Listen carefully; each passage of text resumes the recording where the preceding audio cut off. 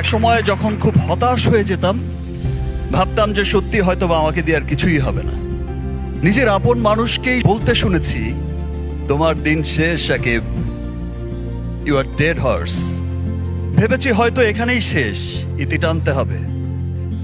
আবার ভেবেছি যাওয়ার আগে একটা ট্রাই করে যাই, না হলে চলে যাব, ছেড়ে দেব চলচ্চিত্র।